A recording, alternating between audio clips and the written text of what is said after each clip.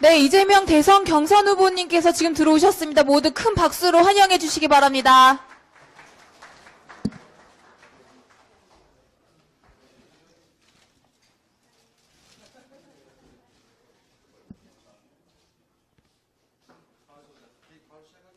네.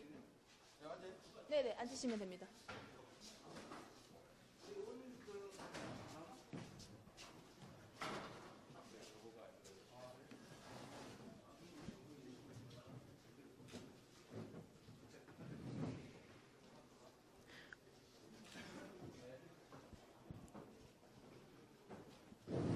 네, 시작하도록 하겠습니다.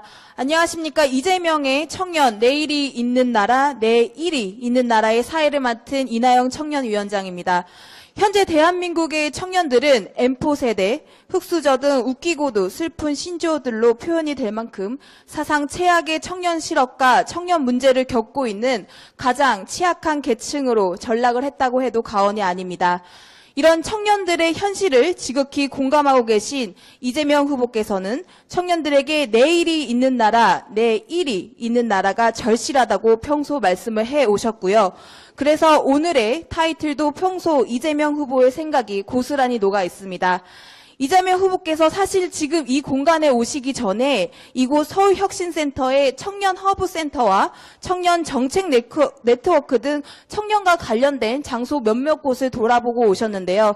그래서 우리 대한민국의 청년들이 열정을 가지고 자신의 꿈을 펼칠 수 있는 내일이 있는 나라, 내일이 있는 공정한 나라 건설에 대한 열망이 더욱 확고해지셨을 거라고 생각을 합니다. 오늘 이 자리에는요, 이재명 후보와 또 주빌리은행 청년 활동가 또 각계에서 활동을 하고 계신 대한민국의 청년분들이 대선 경선 후보 이재명 후보의 청년 정책이 무엇인지 또 후보의 생각을 듣고 의견을 나누고자 함께 해주셨습니다. 참고로 이재명 후보는 주빌리은행의 공동은행장이십니다. 그리고 이재명 후보의 말씀을 듣기 전에 저희 이 자리에 또 귀중한 내빈분들께서 참석을 해주셨는데요. 먼저 대한민국의 제16대 노무현 대통령의 경제가정교사란 별명을 얻을 정도로 노무현 정부의 초기 경제정책에 큰 역할을 하신 분이시죠. 협동의 경제학과 착한 것이 살아남는 경제에 숨겨진 법칙이라는 책을 쓰신 정치연구소 칼플라니의 정태인 소장님이십니다. 모두 큰 박수로 인사 말씀 짧게 청해 듣겠습니다.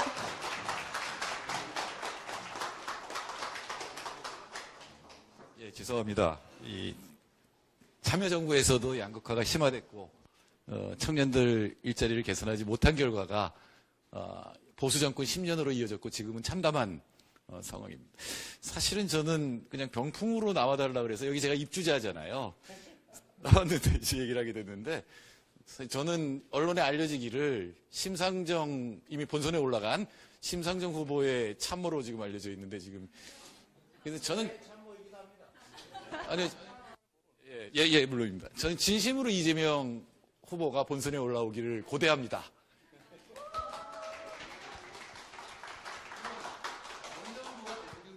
거의 없습니다. 그죠? 그러나 정책 토론을 할 때 좀 실력 있는 사람하고 토론하고 싶어요. 우리 이재명 후보께서 올라오셔서 정말로 우리 사회를 확 바꿀 수 있는 정책을 놓고 심상정 후보나 또는 다른 후보들하고 토론하는 그런 모습을 보고 싶습니다. 감사합니다. 네, 감사합니다. 네. 정 교수님 말씀을 좀 해야죠. 그 진행은 나중에 하더라도 네. 우리 정태인 박사님은 정의당의 정책자문단장? 정책자문단장을 맡고 계신데 제가 민주당의 대통령 후보가 되면 어차피 야권 연합 정권을 만들어야 되기 때문에 우리 전체 야권 연합 정권의 정책 총 책임자가 됩니다. 박수 한번 주세요. 우리가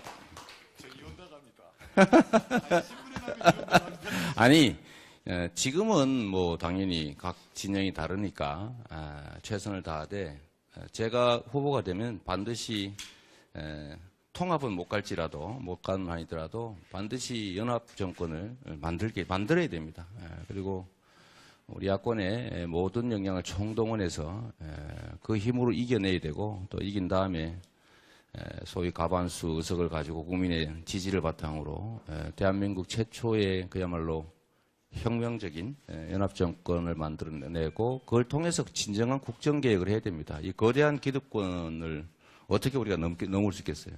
삼성과 부패한 정치 세력, 경제 권력과 정치 권력 간의 그 유착된 그 엄청난 힘들을 우리가 이겨내기 어렵거든요. 꼭 힘을 합쳐야 됩니다. 그렇기 때문에 우리 정 박사님은 제가 민주당 후보가 되는 순간에 전체 정책을 총괄하는 결과에 이르게 됩니다. 확신합니다. 네, 감사합니다. 마저 진행하시죠. 네, 감사합니다.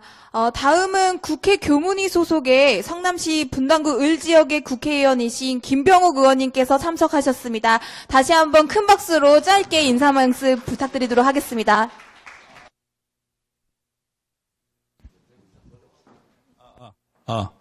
네, 안녕하세요. 청년 이재명을 지지하는 국회의원 김병욱입니다. 제가 지역구가 분당구인데요. 옛날에는 그냥 분당구라 그랬습니다. 요즘에는 성남시 분당구라 그럽니다. 그만큼 성남이 차지하는 한국 사회의 의미가 많이 상승을 했고 가치가 있다는 그런 반증이겠죠. 저희 성남시에서 많은 이재명 시장이 취임하고 나서 많은 변화가 있었습니다. 특히 이 권력이라는 것이 누리는 것이 아니라 봉사하는 자리다. 그런 게 시민들한테 많이 확산이 됐고요. 두 번째는 청년에 대한 관심이 많이 높아졌고 그 관심이 구체적인 정책으로 입안이 돼서 시행을 되고 있고 그 정책이 청년에게만 혜택이 가는 것이 아니라 지역 상품권을 통해서 지역 경제를 살리는 데에도 큰 일조를 하고 있습니다. 이재명 시장님이 성남에서 펼쳐졌던 청년에 대한 관심, 청년에 대한 구체적인 대안 그리고 그 효과가 우리 성남시와 분당구에 그대로 반영이 되고 있기에 우리 청년 이재명이 대통령이 되면 청년 여러분들께서 훨씬 더 기회가 많고 공정한 사회에서 정당한 경쟁을 할 수 있는 그런 사회가 되리라고 확신합니다. 청년 이재명과 함께 좋은 나라 같이 만들어 가기를 바라겠습니다. 감사합니다.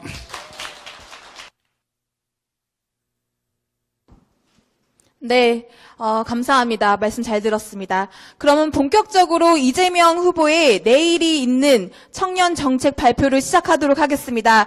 모두 청년의 내일이 있는 나라를 염원하는 만큼 큰 박수로 이재명 후보를 환영해 주시기 바랍니다. 감사합니다. 그리고 또 오늘 국회의원 한 분께서 같이 오셨는데요. 이 건물에 같이 입주했을 겁니다. 주빌리 은행을 만들어낸 분이죠. 우리 재윤경 국회의원 어디 계신가요? 가셨어요? 할 일 다 해놓고 중요한 데 가버리셨네. 우리 재윤경 의원께서도 열심히 도와주고 계십니다. 자, 일단은, 저희가, 청년 정책 관련해서는 아주 간단하게 좀 핵심적인 말씀만 드리도록 하겠습니다. 지금 시대의 청년은 그야말로 유사일에 처음으로 기성세대보다도 희망과 꿈이 사라진 미래가 더 암담한 세대가 됐습니다. 유사일에 처음 일어나는 일이 아닐까 싶습니다. 그게 결국은 헬조선을 넘어서 결국 인구 절벽에 그야말로 청년들이 좌절하고 한국의 탈출을 꿈꾸는 결국은 출산, 연애, 결혼을 다 포기하는 그런 상황이 된 것 같습니다. 박근혜 정권뿐만 아니라 소위 보수 정권 10년 동안 청년 문제를 해결한다. 그중에서도 청년 실업 문제를 해결한다고 청년 취업 영역에 2조 원 가까운 또 작년 같은 2조 1천억에 가까운 돈들을 집행했지만 실제로 성과는 전혀 없었던 것 같습니다. 청년 지원의 명목으로 사실상 기업 지원을 했기 때문이죠. 대한민국의 정치 행정은 지금까지는 언제나 소수의 강자 중심의 정책을 했습니다. 기업 영역이든 지역이든 또는 모든 계층 간의 문제에 있어서도 노동과 자본의 관계도 대기업과 중소기업의 관계도 언제나 강자 중심의 정책을 하다가 이렇게 된 것으로 보여집니다.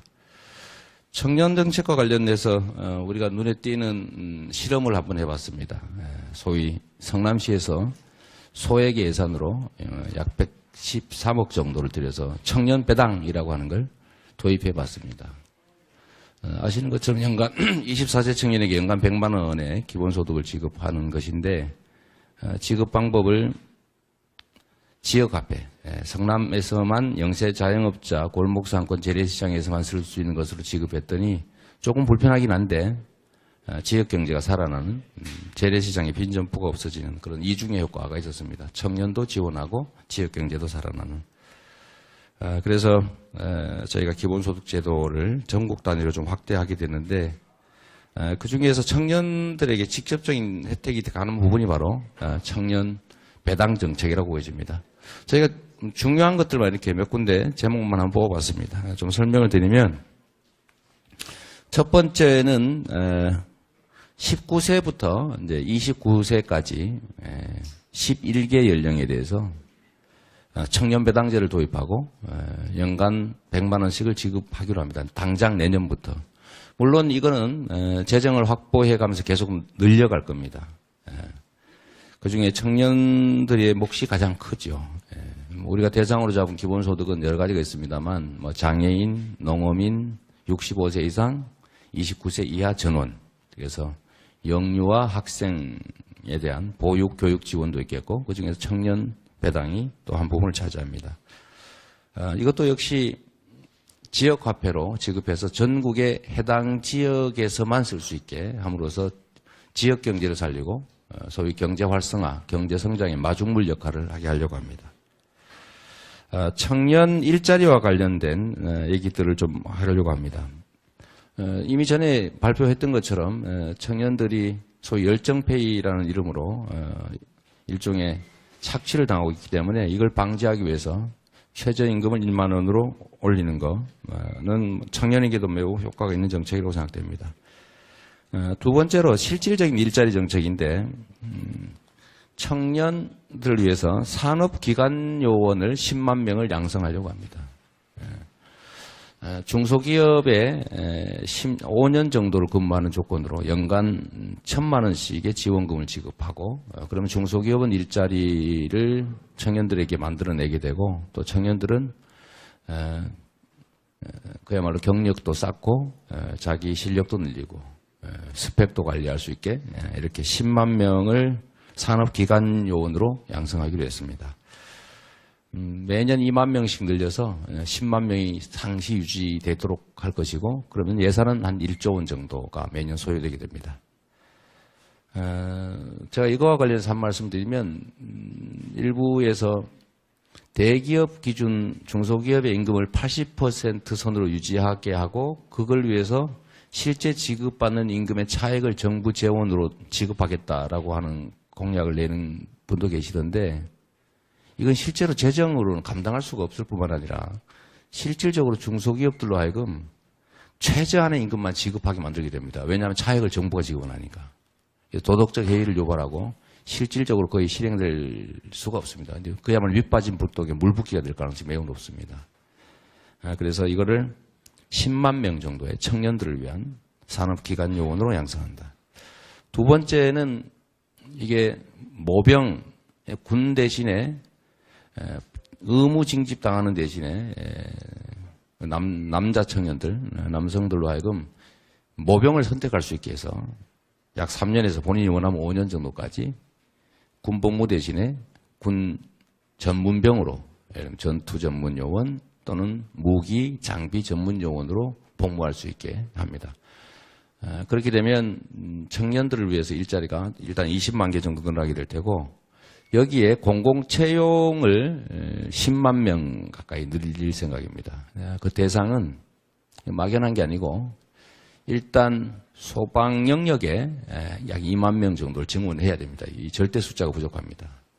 소방 공무원 처우 개선과 직접 관련이 있어서 2만 명을 증원하고 두 번째 경찰 요원들을 10,000명 정도 또 늘려야 합니다. 의무 경찰로 젊은이들의 노동을 착취하고 있는데 이거를 정규 경찰로 한 10,000명 정도를 증원하도록 하려고 합니다. 거기다 현장에서 지금 교육 현장에서 이 비정규직과 기간제 교사가 매우 많은데 기간제 교사가 한 4만 명 정도 됩니다. 이 기간제 교사 4만 명을 정식 교사로 발령하면 지금 발령 대기하고 있는 젊은이들의 일자리가 한 4만 개 정도 늘어날 수 있습니다. 그리고 교육 현장에 지금 양호, 보건, 상담 등등의 요원이 한 2만 명 정도 필요합니다. 그래서 교육계 기간제 교사 대신에 정규 교사와 양호 교사 등등의 한 6만 명 정도를 채용하고 그 외에 이렇게 하면 이제 9만 명 정도가 되죠. 그러면 거기다가 사실 복지 영역이나 의료 영역 등등이 좀 남아 있습니다. 그쪽에 한 1만 명에서 최하로 공공의 젊은이들을 위한 일자리로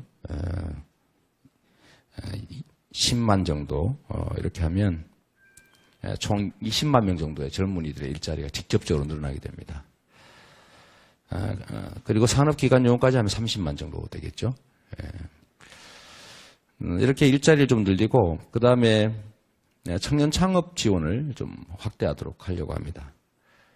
그리고 지금 근로감독관들이 너무 숫자가 적어서 1,100명, 130명, 1,100여 명에 불과해서 불법 노동을 감시를 실제로 못하고 있습니다. 그래서 노동경찰도 10,000명 증원할 생각입니다. 아까 제가 설명해서 10,000명을 또 이거 뺐네요.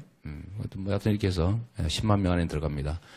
그래서 근로감독관으로 불리는 불법 노동 감시 공무원을 수사할 수 있는 공무원을 10,000명 정도로 늘려서 현장에서 불법 노동이 특히 착취가 불가능하도록 만들려고 합니다.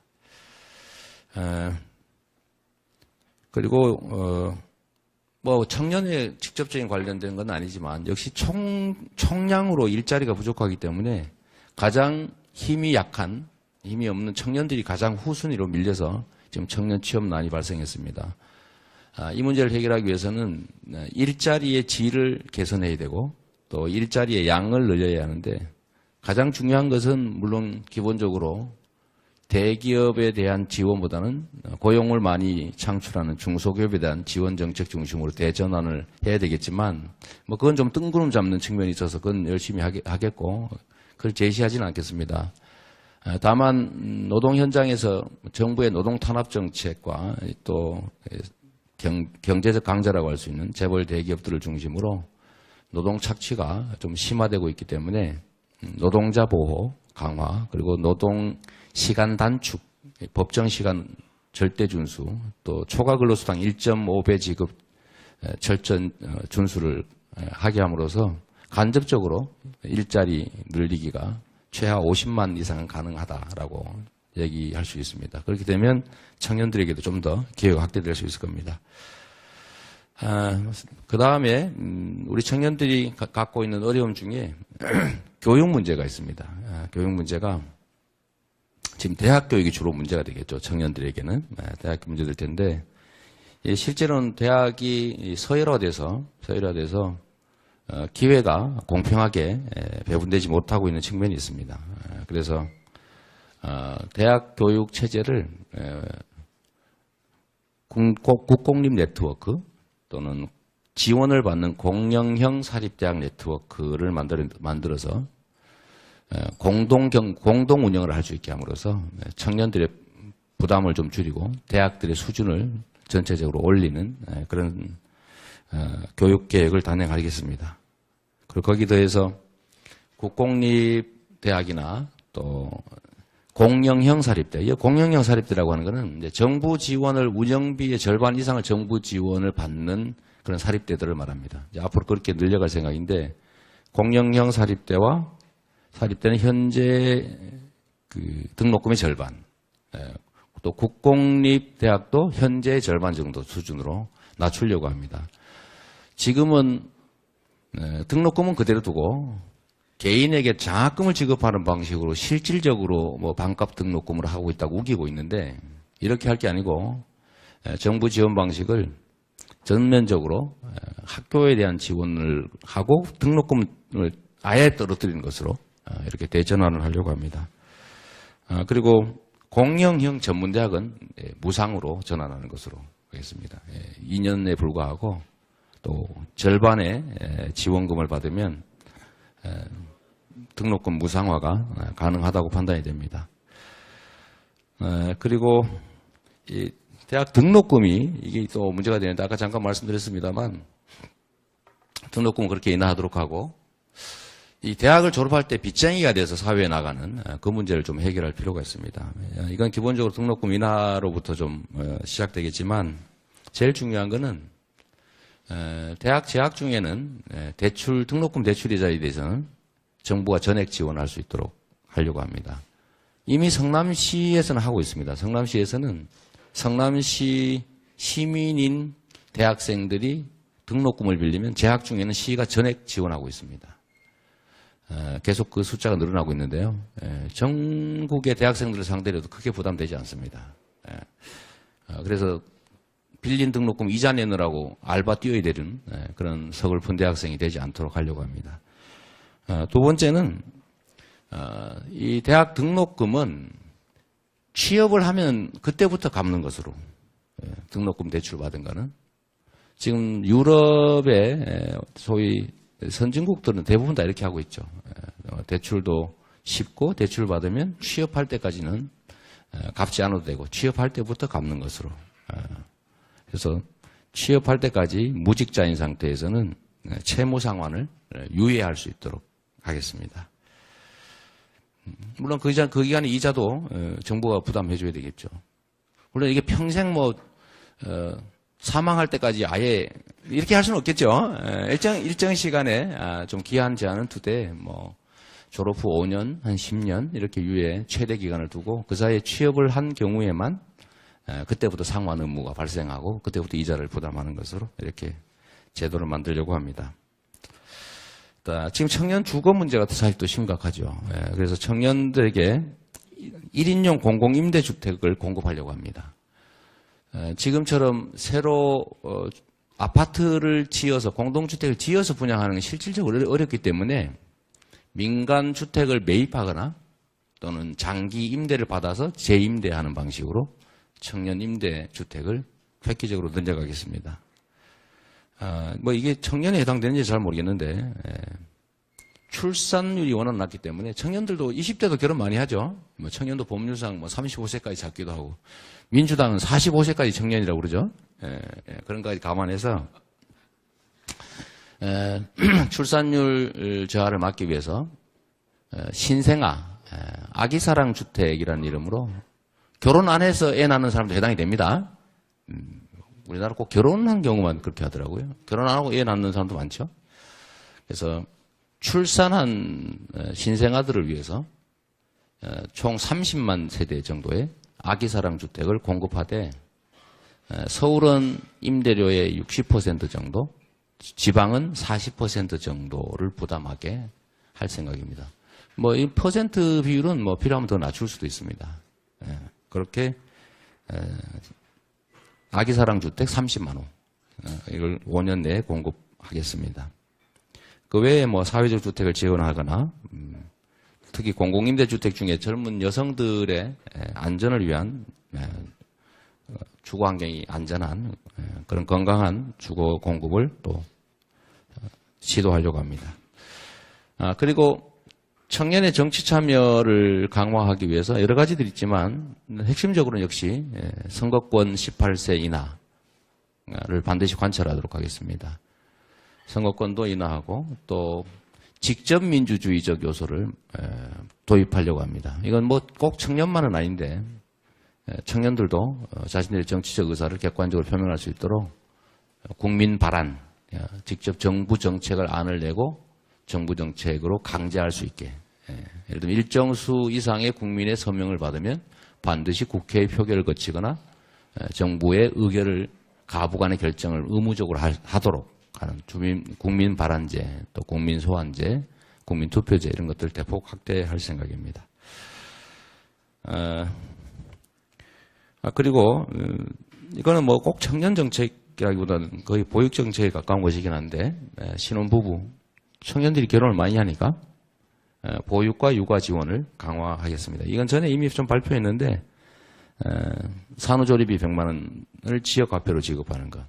제가 자꾸 지역화폐 얘기를 하는데 우리 시민단체에서 일하는 분들은 아시겠지만 이 지역화폐라고 하는 게 지방자치, 주민자치를 실질적으로 가능하게 하는 경제적 수단입니다.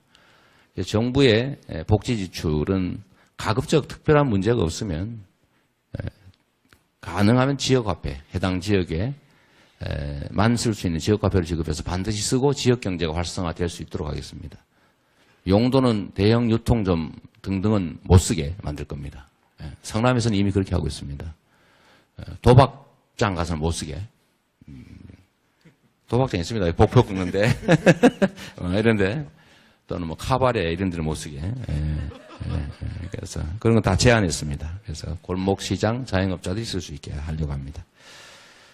공립어린이집 이용 비율을 아동 기준으로 50%까지 확대할 생각입니다. 뭐 방식은 서울시가 아주 잘하고 있는 것 같아요. 최대한 많이 확대해서 정부 정책으로 확대하면 될 것 같습니다.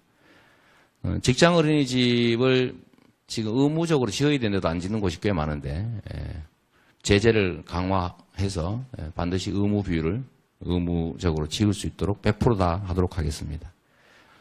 18세 이하에 대한 입원비 무상진료는 이미 발표했습니다. 그러면 보육 비용이 상당히 많이 줄어들 수 있습니다. 마지막으로 지금 저걸 뭐 바꿔도 이상해서 바꿔놨는데 군대에 가야 되는 청년들을 위한 두 가지 정책입니다.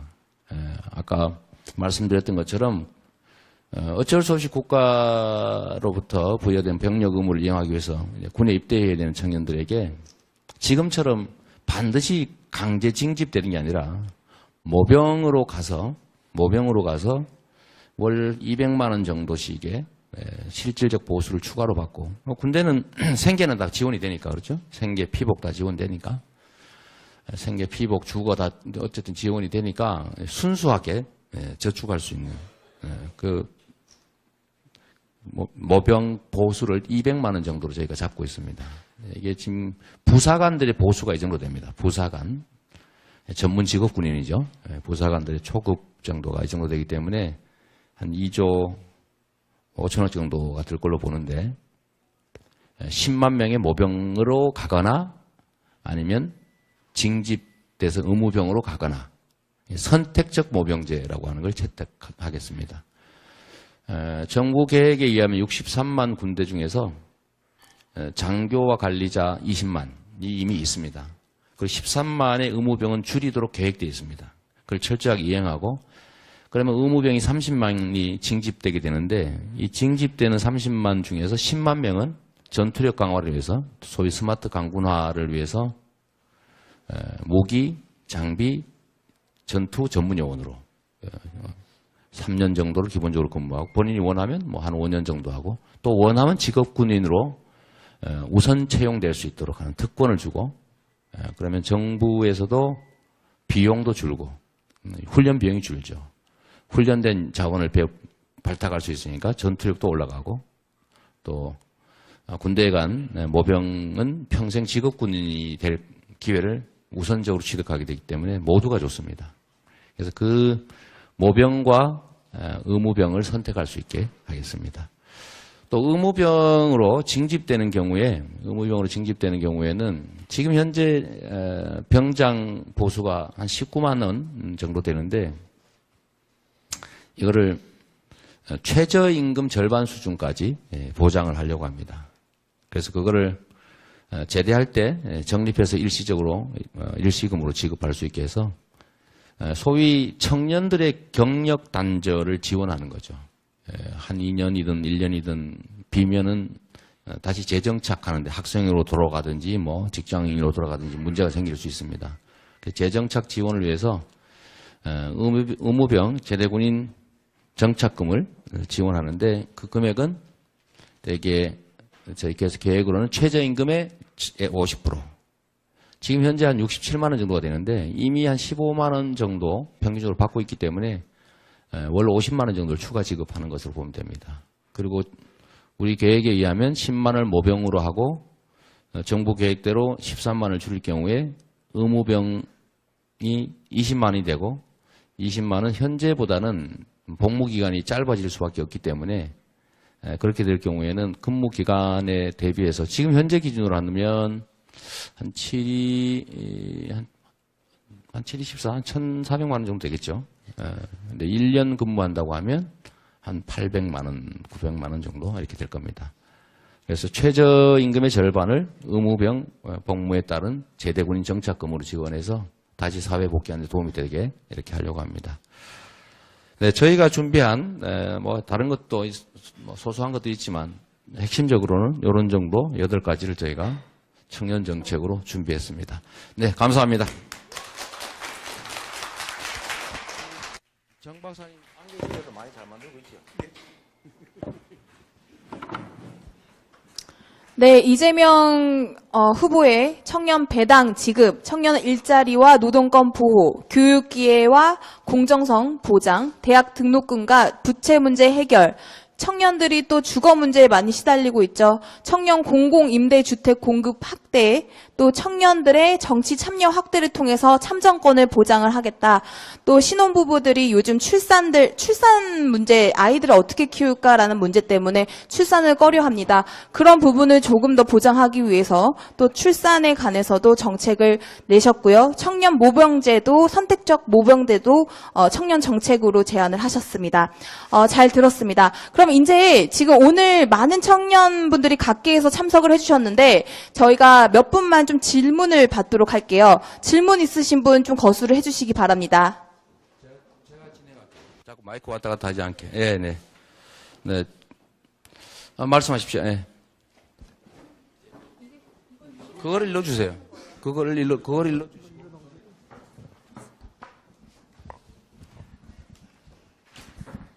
네. 네. 마이크 잘 되나요? 네. 야간 알바 뛰고 온 청년 김민성이라고 합니다. 야간 알바 뛰고 왔어요? 이제 제가 특성화 고등학교를 나왔는데요. 최근에 그 교장 선생님이 꽤 논란이 된 그 학교를 나왔습니다. 그 에스모 고등학교라고요. 교장 선생님이 친박으로 추정되는 발언을 하셔가지고 좀 논란이 됐습니다. 근데 마이크가 왜 이러지? 잘 들리나요? 네, 그냥. 네, 어쨌건 제가 이제 고등학교를 졸업을 하고 회사를 다니는데 이 회사를 쭉 1년 정도 다니고 나서 회사 사정이 어려워서 회사를 나오게 됐습니다. 근데 그 다음에 이제 회사를 그만두고 이제 다른 직장 알아보려고 하는데 군대 문제가 많이 걸리게 되더라고요. 그럴 때 이제 군대를 유예하거나 아니면 뭐 대학을 가거나 이렇게 해야 하는데 그럴 때 많이 어려움이 있는데 그런 고졸 취업 청년들을 위한 정책 지원이 어떤 것이 있는지와 그리고 특성화 고등학교에 대한 지원 정책이 어떤 것이 있는지 좀 알고 싶고요. 그리고 그냥 개인적인 질문인데 혹시 공휴일 같은 걸 늘릴 계획이나 이런 공휴일이요? 네, 뭐 식목일을 다시 노는 날. 네. 이게 공휴일이 늘어나는 게 이 직장인분들은 아시겠지만 굉장히 소소한 즐거움이거든요. 예, 혹시 이런 계획이 있으신지 한번 여쭤보고 싶습니다. 감사합니다. 네. 우선 우리 아까 이나영 도의원께서 선택적 모병제라고 얘기했는데 선택적 모병제가 아니고 선택적 징병제. 네, 왜 선택적 징병제여야 하냐면 우리나라가 국민개병제 원칙이 있습니다. 모병이 원칙이 아니고 징병이 원칙인 거죠. 그리고 잘못하면 모병으로 중심을 가게 되면 돈 많은 사람들은 군대를 아예 안 가게 됩니다.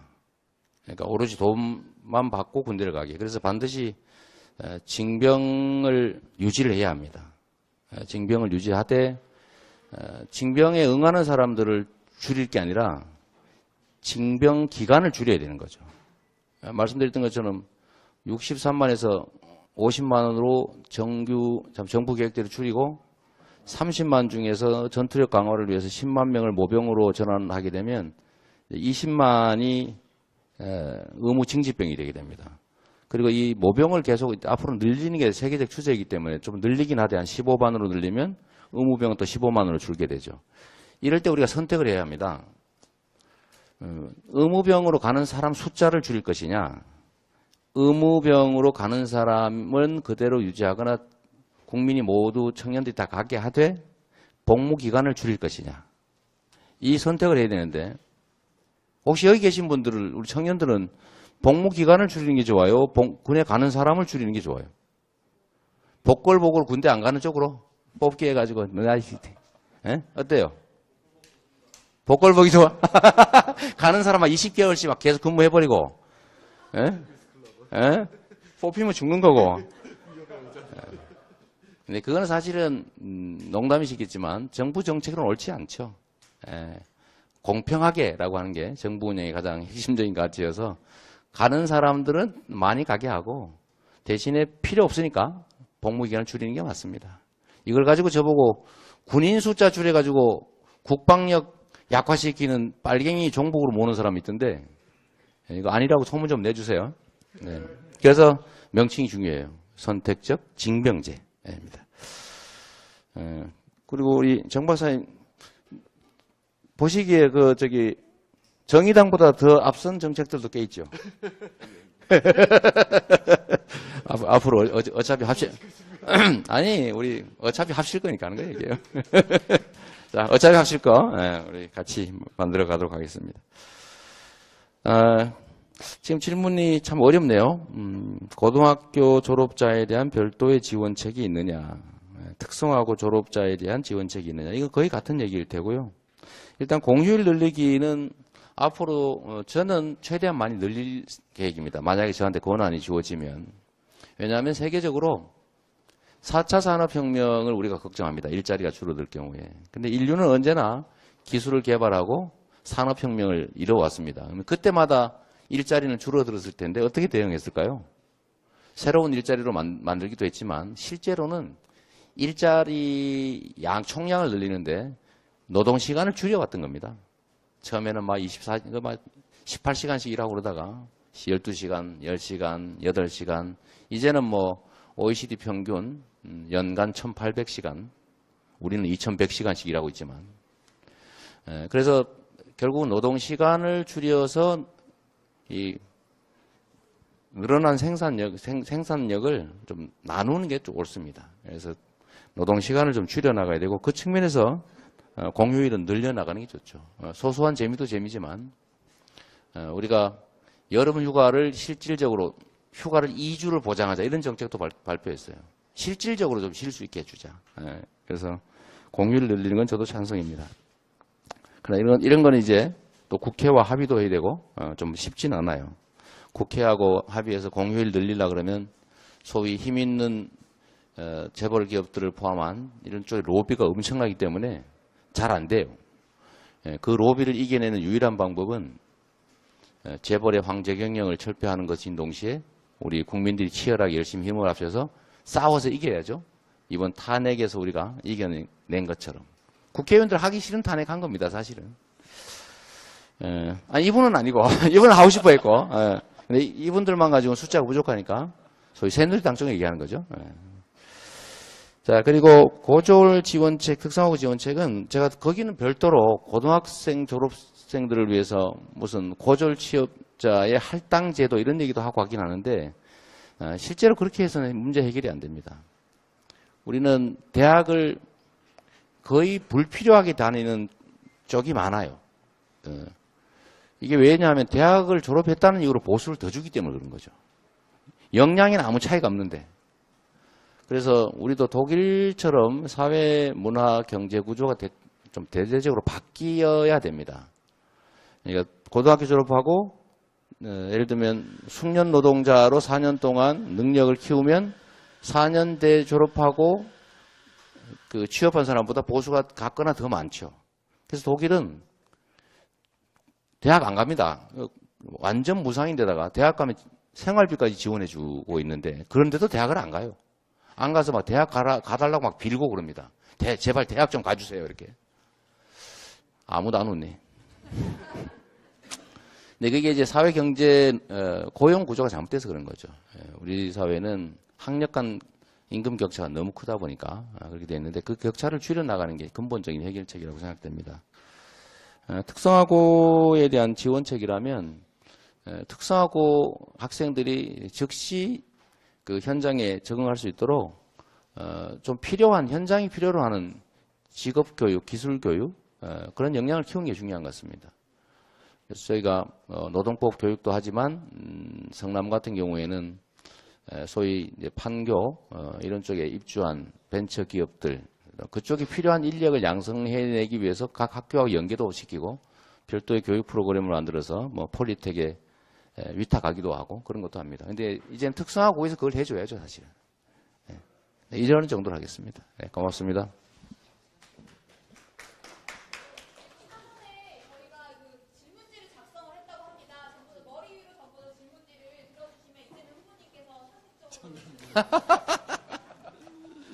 청년부장, 예. 아이고, 어렵네요.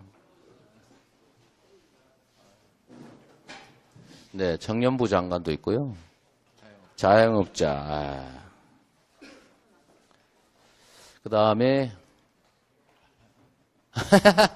힘든 것과 즐거운 거, 이건 시간 있을 때, 우리 딸 육아 보육 지원. 육아 보육 지원. 저 뒤에는 제가 요즘 노안이라 잘 한번. 전체 국가 부채가 많아서 예산 어떻게 갖고 하냐. 이거 예산 집행할 사람이 다 준비한다는데 자꾸 이런 질문을 언론들이 하죠, 주로. 장애를 가진 청년은 더욱 힘들다. 청년 장애인 정책. 이중으로 고통받는 청년 장애인을 배려하는 정책. 청년 장애인. 또, 아이고, 너무 많네요. 청년부 장관은 아까 봤고, 또 있죠, 저 뒤에 하나. 저 뒤에. 자금 대출. 경선승리증. 학자금 대출 때문에 결혼할 용기가 안 납니다. 학자금 대출 때문에요. 예. 그래요. 이 중에는 보면, 그렇게 복잡해요. 그럼 가지고 오실래? 아이고, 너무 맛있어. 제가 일로 쭉 갖다 주십시오. 그냥. 머릿속이 복잡하시 네네네. 아니요. 많아서 그러신 거죠. 예. 그러시네. 초중고 교육 문제. 네, 잘 놔두십시오, 거기다. 예. 이거 완전히 저 국회 청문회 불려간 느낌이에요. 그래도 저희가 다, 나름 준비되어 있습니다.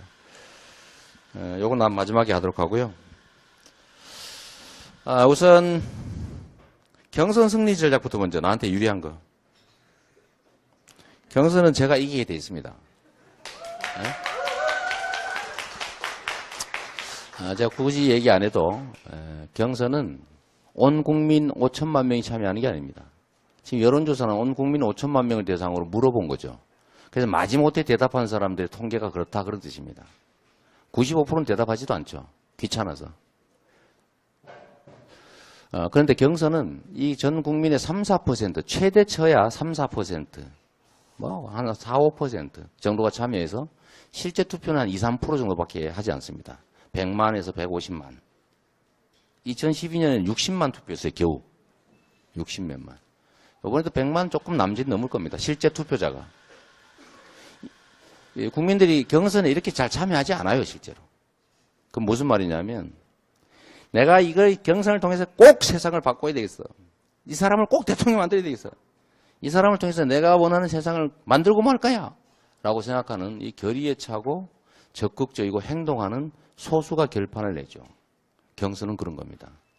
그런데 전화해서 물어보니까 이 사람 될 것 같아. 텔레비에도 많이 나오고 소문도 많고 주변에 엄청나게 많이 있다고 그러니까 이 사람 되겠지 이렇게 답하는 사람은 경선에 투표하지 않습니다.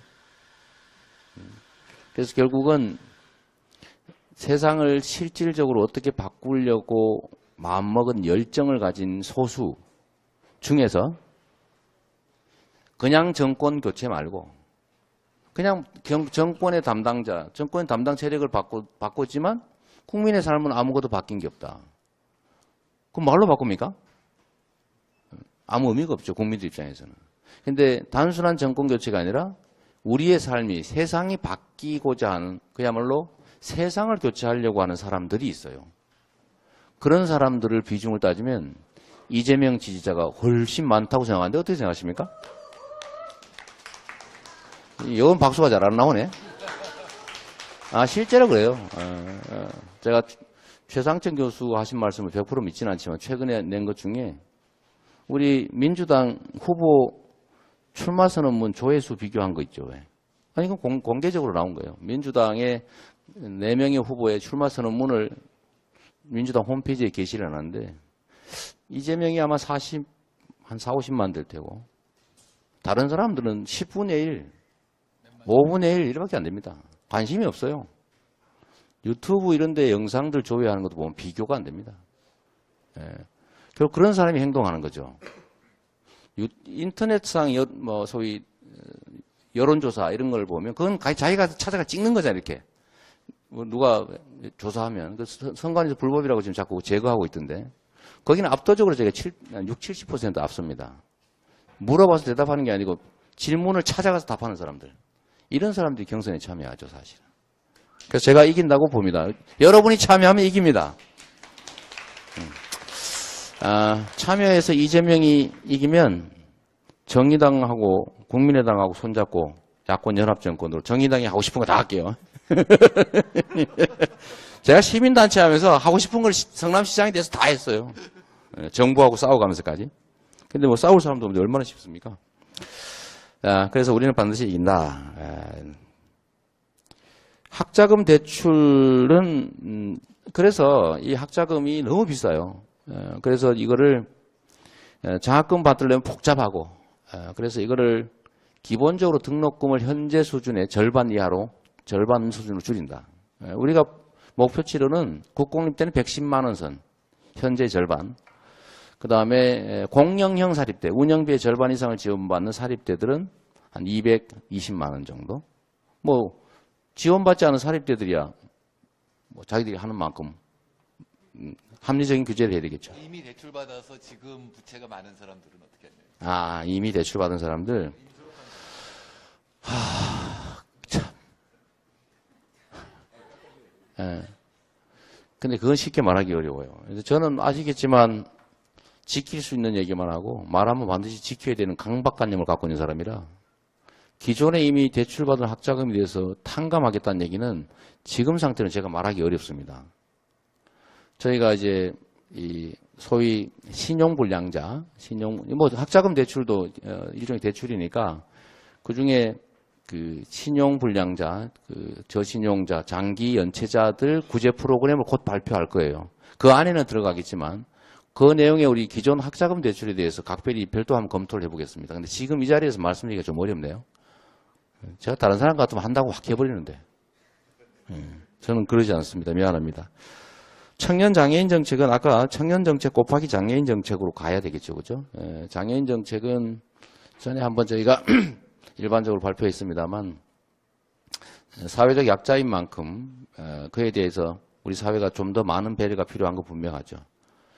그러나 생계가 제일 큰 문제이기 때문에 지금 당장 장애인 배당제, 장애인 배당을 기본적으로 하고 또 뭐 전에 장애인 정책 별도로 발표를 했으니까 참고하시고요.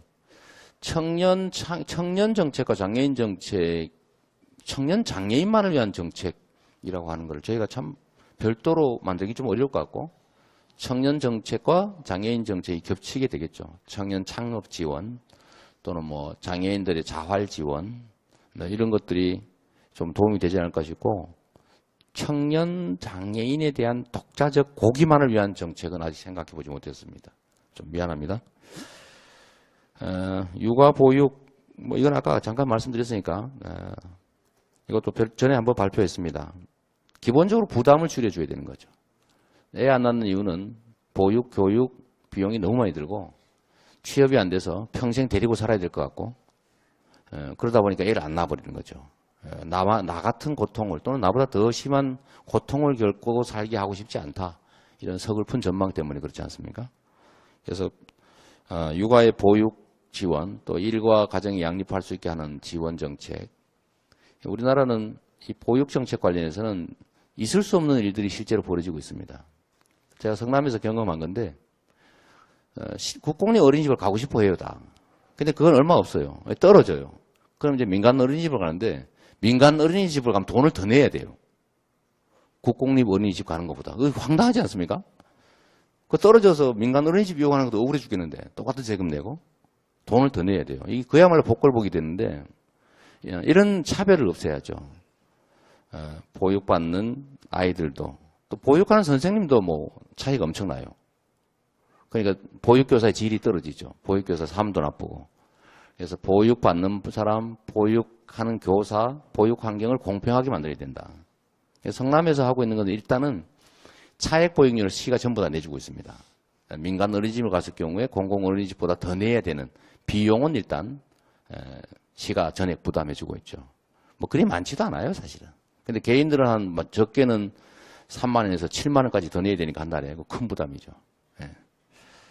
그래서 이 보육 교육 정책은 차별 없는 보육 교육이 가능하게 하고 일과 가정이 양립될 수 있게 하고 또 보육은 국가의 책임이다라는 차원에서 국가의 공공의 책임을 최대한 늘려야 됩니다. 아까 예산 확보 방안 물어보신 분이 계신데 기본소득 관련해서요, 주로. 첫째는 연간 예산이 대한민국이 400조를 넘어섰는데 이 400조 가지고 쓰는 돈 중에 그야말로 경직성 경비, 인건비, 국방비, 뭐 이자 지급 비용, 뭐 법정 의무 비용 이런 거 다 빼고 정부 대통령이 재량으로 쓸 수 있는 완전 재량으로 쓸 수 있는 예산이 142조 원 됩니다. 올해. 그리고 기존의 경직성 예산이라고 하는 것도 사실은 상당히 낭비적인 요소가 많아서 거기서도 많이 줄일 수 있어요. 제가 성남시의 가로등 예산을 줄인 얘기도 예로 한번 들었습니다만 25%를 깎아도 멀쩡하게 견디더라고요. 가로등 정비 예산을.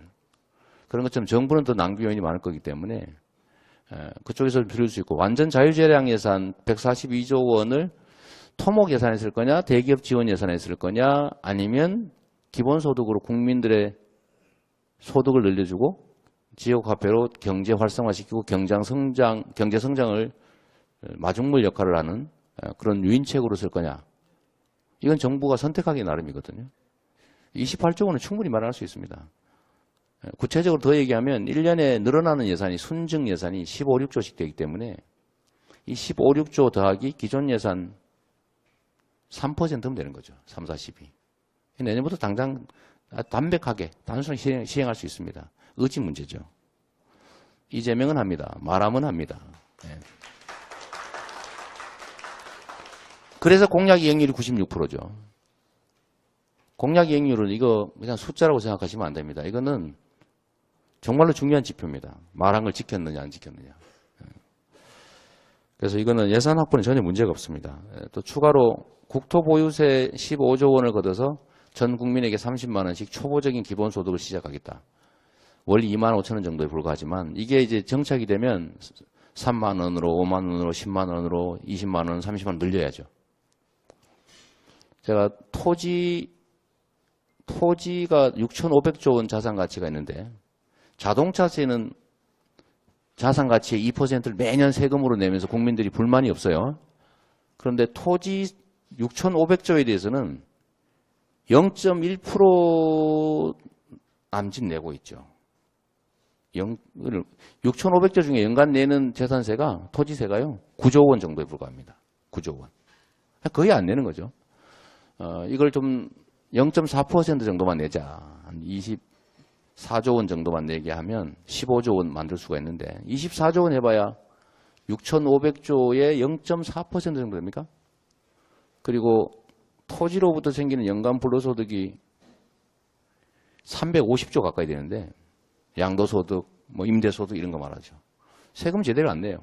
그래서 이거를 조금만 걷어서 30만 원씩 나누게 되면 국민들 95%는 이익을 봅니다. 한 5%는 손해볼 텐데 한 3%, 5%는 손해볼 텐데 토지를 무지하게 많이 갖고 있기 때문에 그렇게 되는 거죠. 그래서 우리가 땅 부자세라고 이름도 붙였는데 이렇게 조세를 내면 그걸 100% 돌려준다라고 확신이 서면 저는 뭐 국민들의 조세 저항도 줄어들어서 재원을 마련할 수 있을 거라고 보고 특히 이제 우리 논쟁거리가 되고 있는 사내 유보금을 너무 많이 쌓고 있는 재벌 대기업들 30대 재벌 기업에 770조 원이 쌓여 있는데 이게 국민 총생산의 절반에 해당되는 엄청난 돈이 그냥 묶여 있어요. 계속 늘어나고 있습니다. 그냥 점점 경제가 나빠지죠. 그래서 이거를 더 늘어나지 않게 500억 이상의 영업이익을 얻는 기업이 440개인데 거기만 500억 이상 영업이익이 한 200조 되니까 거기에 대해서 8% 정도만 증세하자. 그러면 그들도 영업이익 500억 이상 중에 일부 더 내는 거니까 큰 부담이 안 되죠. 네, 그걸로 아까 말씀드렸던 뭐 선택적 모병제니 또 고교 무상교육이니 무슨 복지정책 확대니 이런 예산을 마련할 수가 있죠. 그런데 재벌에 대한 법인세 증세를 안 하고 복지정책 하겠다고 하는 사람은 거짓말이라고 보면 됩니다. 돈이 없어요. 그 사람들한테 한번 물어보십시오, 나중에. 어떻게 마련해서 하실랍니까? 법인세 안 올리고, 이렇게. 자, 자영업자 대책. 이것도 사실 마찬가지입니다. 자영업자는 두 가지 측면이 있는데, 하나는 자영업자가 너무 많다는 거예요. 자영업자가 많은 이유는 일자리가 없기 때문이죠. 일자리 없는 사람이 나와서 하는 게 겨우 자영업이죠. 자영업하다 망하는 거예요. 그래서 빈민됩니다. 그래서 이 악순환을 끊어야 되고, 그러려면 일자리를 늘려야죠. 일자리 늘리는 여러 가지 방법들 중에서는 역시 노동법을 철저하게 준수하게 하고 1.5배 초과임금 철저히 지급하게 하고 52시간 이상의 불법 노동은 절대 금지시키고 40시간 이상 초과 근로를 1.5배 보수를 철저하게 지급하게 해서 실질적으로 신규 고용을 하게 유도하는 것. 뭐 이런 것들을 통해서 일자리 자체를 늘려야죠. 청년 일자리도 그렇고 공공 일자리도 그렇습니다. 그러면 자영업자 숫자가 좀 통제될 수 있죠. 두 번째는 자영업자의 매출을 늘려줘야 하는데 이거 지금 대형 유통점들 때문에 자영업자들이 다 망하고 있죠. 이걸 막는 방법은 대형 유통점 자체를 규제하기는 이미 늦었습니다. 추가로 좀 규제를 하겠지만 현재 상태의 자영업자의 어려움을 덜어주기 위해서는 국민들이 대형 유통점이나 유통재벌에 대해서가 아니라 동네 자영업자들한테 돈을 쓰게 강제로 만들면 됩니다. 그게 바로 기본소득을 또는 산후조리비 이런 것들을 지역화폐로 지급해서 영세 자영업자에게만 쓰게 만드는 거예요. 이게 기본소득이 43조 원에다가 예를 들면 산후조리비 지원을 1인당 100만 원씩 하면 약 4천억 정도 또 되죠. 40만 명 정도 나니까. 그런 것들 계속 지역화폐 형태로 지급하고 대형 유통점에 못 쓰게 만들면 자영업자의 매출이 자연스럽게 늘어나게 됩니다.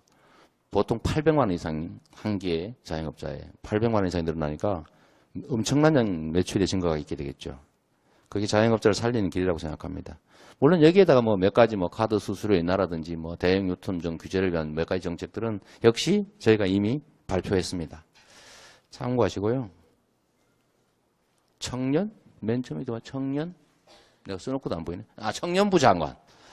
청년부 장관은 지금으로서는 약속드리기가 좀 어렵습니다. 뭐 다 장관 만들자고 그래요. 다 부총리급 만들자고 그러고.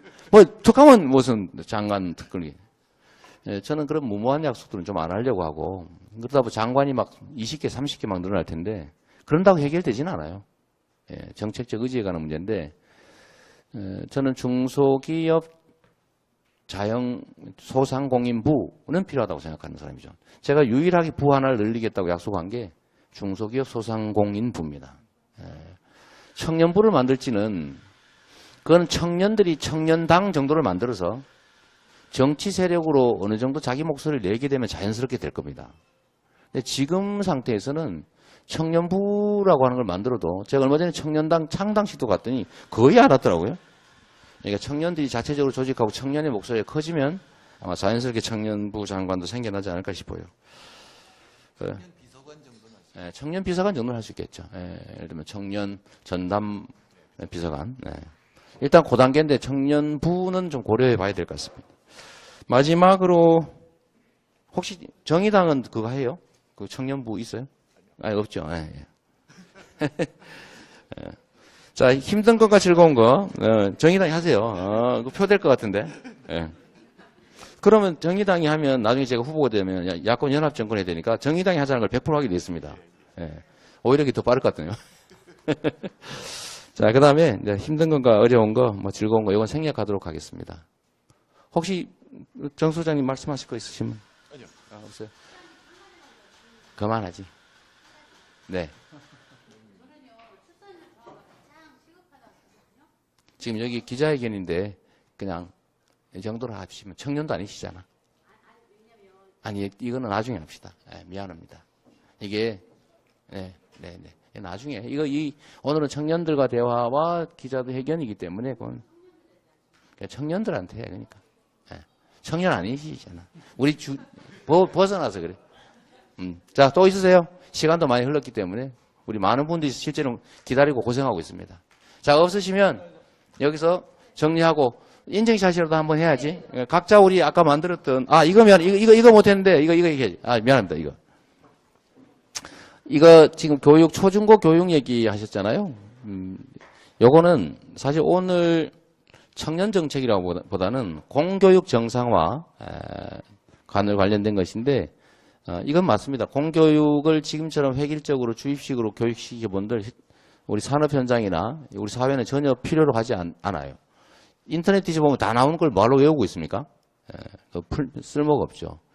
4차 산업혁명은 통계적이고 예측 가능하고 분석 가능한 모든 일들은 기계가 대신한다. 대충 이런 개념인데, 그렇지 않고 예를 들면 창의적이고 그야말로 인간적이고 감성적이고 이런 요소들은 기계가 대체하지 못하죠. 인공지능이. 근데 그런 부분에 교육을 확대하는, 그러면 창의 교육을 확대해야 되는 게 우리의 과제입니다. 또 예산과 교원의 재교육, 시설과 장비, 그 다음에 프로그램 이런 것들 개발을 통해서 초중고 교육이 우리 사회가 필요로 하는 창의적 인재를 양성하는 방향으로 가게 해야 됩니다. 그건 역시 예산이 필요하고 각 교육청 단위로 교육을 자율화, 자치화하고 교육부 같은 이 간섭이나 하고 쓸데없이 획일화하고 국정교과서나 만들고 이런 데는 폐지하고 교육부를 폐지해야 됩니다. 초중고 업무를 각 교육청으로 다 넘기면 됩니다. 그리고 대학 교육만, 고등교육만 남는데 교등교육은 이제 대학위원회든지 고등교육위원회를 만들어서 예산 배정이나 이런 것들을 좀 담당할 수 있게 대학교육 정책이나 담당할 수 있게 하는 게 바람직하다고 봅니다. 또 교육도 언젠가 저희가 한번 별도로 발표할 기회가 있을 것 같아요. 자, 감사합니다.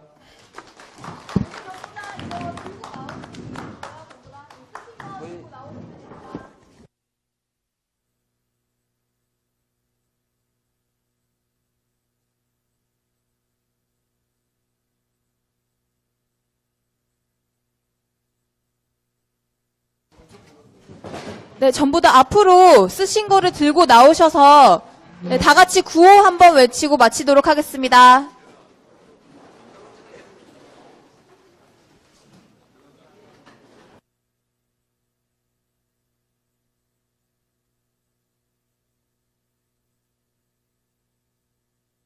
네, 전부 다 앞에서 저희 구호 한 번만 다 같이 한번 외치고 한번 마치도록 하겠습니다.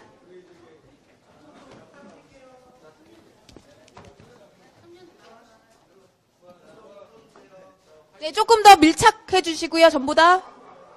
네.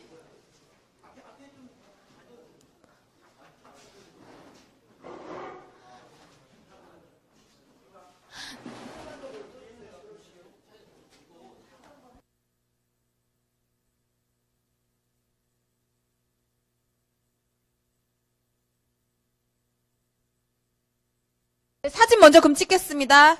네, 네, 여기 저기 가운데 한번 봐주시고요. 대한민국 청년들은 내일이 있는 나라를 원하고 있습니다.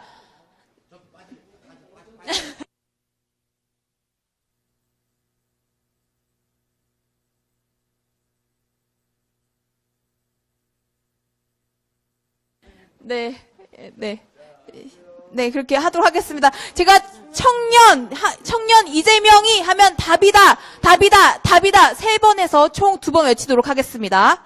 청년 이재명이 답이다. 청년 이재명이 답이다.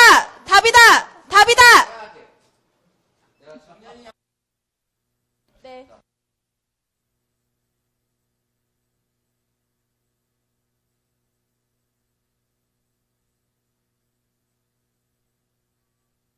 카메라 분들은 앞으로 조금만 나와주시고요. 네. 누고자 함께 해주셨습니다. 참고로 이재명 후보는 주빌리 은행의 공동은행장이십니다. 그리고 이재명 후보의 말씀을 듣기 전에 저희 이 자리에 또 귀중한 내빈분들께서 참석을 해주셨는데요. 먼저 대한민국의 제16대 노무현 대통령의 경제 가정교사란 별명을 얻을 정도로 노무현 정부의 초기 경제 정책에 큰 역할을 하신 분이시죠. 협동의 경제학과 착한 것이 살아남는 경제에 숨겨진 법칙이라는 책을 쓰신 정치연구소 칼플라니의 정태인 소장님이십니다. 모두 큰 박수로 인사 말씀 짧게 청해 듣겠습니다.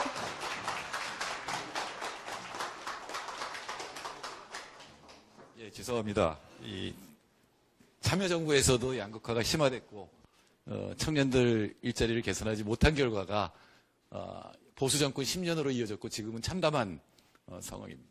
사실은 저는 그냥 병풍으로 나와달라 그래서 여기 제가 입주자잖아요.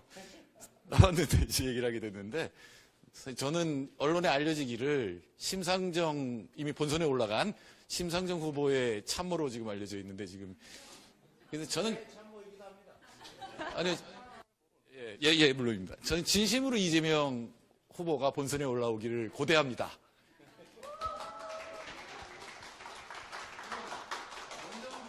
될 가능성 거의 없습니다. 그죠? 그러나 정책 토론을 할 때 좀 실력 있는 사람하고 토론하고 싶어요. 우리 이재명 후보께서 올라오셔서 정말로 우리 사회를 확 바꿀 수 있는 정책을 놓고 심상정 후보나 또는 다른 후보들하고 토론하는 그런 모습을 보고 싶습니다. 감사합니다. 네, 감사합니다. 네. 정 교수님 말씀을 좀 해야죠. 그 진행은 나중에 하더라도, 네. 우리 정태인 박사님은 정의당의 정책자문단장? 정책 자문단장을 맡고 계신데 제가 민주당의 대통령 후보가 되면 어차피 야권 연합 정권을 만들어야 되기 때문에 우리 전체 야권 연합 정권의 정책 총 책임자가 됩니다. 박수 한번 주세요. 우리가 아니 지금은 뭐 당연히 각 진영이 다르니까 최선을 다하되 제가 후보가 되면 반드시 통합은 못 갈지라도 못 가는 한이더라도 반드시 연합 정권을 만들어야 됩니다. 그리고 우리 야권의 모든 역량을 총동원해서 그 힘으로 이겨내야 되고 또 이긴 다음에 소위 과반수 의석을 가지고 국민의 지지를 바탕으로 대한민국 최초의 그야말로 혁명적인 연합정권을 만들어내고 그걸 통해서 진정한 국정개혁을 해야 됩니다. 이 거대한 기득권을 어떻게 우리가 넘을 수 있겠어요? 삼성과 부패한 정치 세력, 경제 권력과 정치 권력 간의 그 유착된 그 엄청난 힘들을 우리가 이겨내기 어렵거든요. 꼭 힘을 합쳐야 됩니다. 그렇기 때문에 우리 정 박사님은 제가 민주당 후보가 되는 순간에 전체 정책을 총괄하는 결과에 이르게 됩니다. 확신합니다. 네, 감사합니다. 마저 진행하시죠. 네, 감사합니다. 다음은 국회 교문위 소속의 성남시 분당구 을지역의 국회의원이신 김병욱 의원님께서 참석하셨습니다. 다시 한번 큰 박수로 짧게 인사 말씀 부탁드리도록 하겠습니다.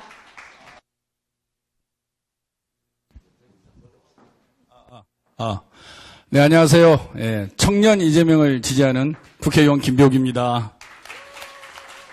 제가 지역구가 분당구인데요. 옛날에는 그냥 분당구라 그랬습니다. 요즘에는 성남시 분당구라 그럽니다. 그만큼 성남이 차지하는 한국 사회의 의미가 많이 상승을 했고 가치가 있다는 그런 반증이겠죠. 저희 성남시에서 많은 이재명 시장이 취임하고 나서 많은 변화가 있었습니다. 특히 이 권력이라는 것이 누리는 것이 아니라 봉사하는 자리다. 그런 게 시민들한테 많이 확산이 됐고요.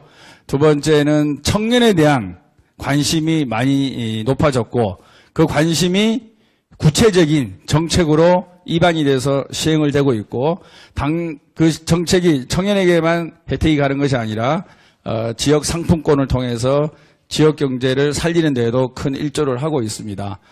이재명 시장님이 성남에서 펼쳐졌던 청년에 대한 관심, 청년에 대한 구체적인 대안, 그리고 그 효과가 우리 성남시와 분당구에 그대로 반영이 되고 있기에 우리 청년 이재명이 대통령이 되면 청년 여러분들께서 훨씬 더 기회가 많고 공정한 사회에서 정당한 경쟁을 할 수 있는 그런 사회가 되리라고 확신합니다. 청년 이재명과 함께 좋은 나라 같이 만들어 가기를 바라겠습니다. 감사합니다.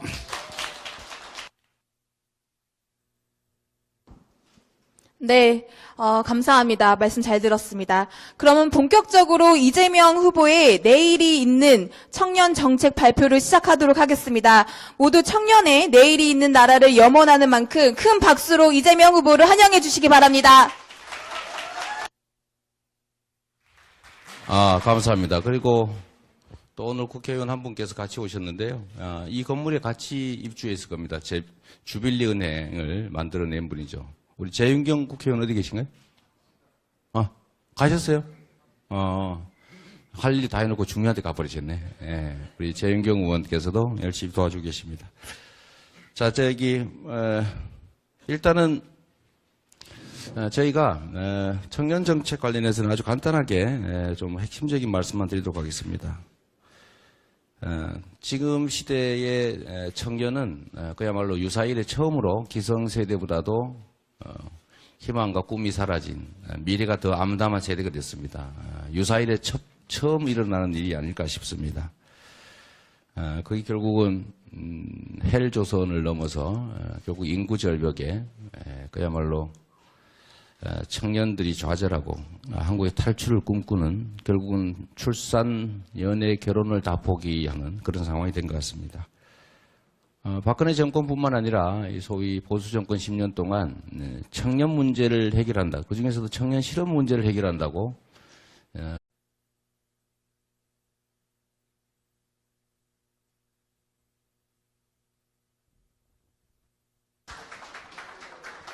네, 이재명 대선 경선 후보님께서 지금 들어오셨습니다. 모두 큰 박수로 환영해 주시기 바랍니다.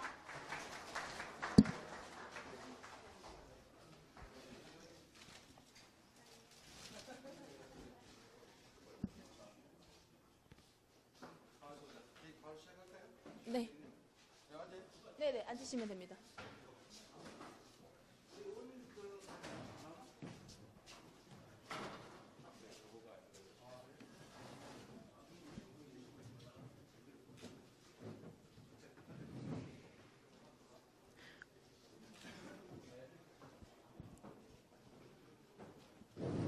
네, 시작하도록 하겠습니다.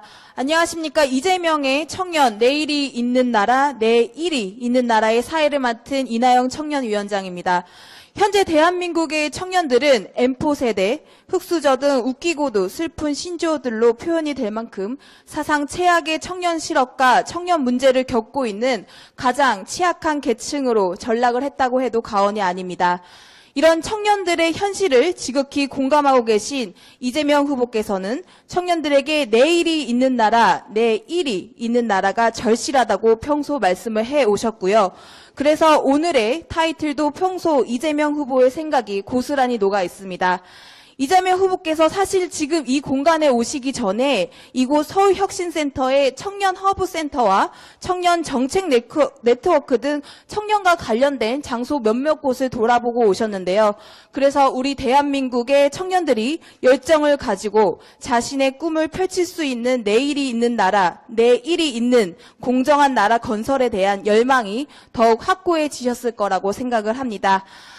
오늘 이 자리에는요, 이재명 후보와 또 주빌리은행 청년 활동가 또 각계에서 활동을 하고 계신 대한민국의 청년분들이 대선 경선 후보 이재명 후보의 청년 정책이 무엇인지 또 후보의 생각을 듣고 의견을 청년 취업 영역에 2조 원 가까운 또 작년 같은 2조 1천억에 가까운 돈들을 집행했지만 실제로 성과는 전혀 없었던 것 같습니다.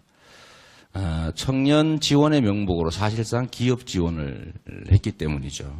대한민국의 정치, 행정은 지금까지는 언제나 소수의 강자 중심의 정책을 했습니다. 기업 영역이든 지역이든 또는 모든 계층 간의 문제에 있어서도 노동과 자본의 관계도 대기업과 중소기업의 관계도 언제나 강자 중심의 정책을 하다가 이렇게 된 것으로 보여집니다. 청년 정책과 관련해서 우리가 눈에 띄는 실험을 한번 해봤습니다. 소위 성남시에서 소액 예산으로 약 113억 정도를 들여서 청년 배당이라고 하는 걸 도입해봤습니다. 아시는 것처럼 연간 24세 청년에게 연간 100만 원의 기본소득을 지급하는 것인데 지급 방법을 지역화폐, 성남에서만 영세 자영업자 골목상권 재래시장에서만 쓸 수 있는 것으로 지급했더니 조금 불편하긴 한데 지역경제가 살아나는 재래시장의 빈점포가 없어지는 그런 이중의 효과가 있었습니다. 청년도 지원하고 지역경제도 살아나는. 그래서 저희가 기본소득제도를 전국 단위로 좀 확대하게 됐는데 그중에서 청년들에게 직접적인 혜택이 가는 부분이 바로 청년 배당 정책이라고 보여집니다. 저희가 중요한 것들만 이렇게 몇 군데 제목만 한번 뽑아봤습니다. 좀 설명을 드리면 첫 번째는 19세부터 이제 29세까지 11개 연령에 대해서 청년 배당제를 도입하고 연간 100만 원씩을 지급하기로 합니다. 당장 내년부터. 물론 이거는 재정을 확보해가면서 계속 늘려갈 겁니다. 그중에 청년들의 몫이 가장 크죠. 우리가 대상으로 잡은 기본소득은 여러 가지가 있습니다만 뭐 장애인, 농어민, 65세 이상, 29세 이하 전원, 그래서 영유아 학생에 대한 보육 교육 지원도 있겠고 그중에서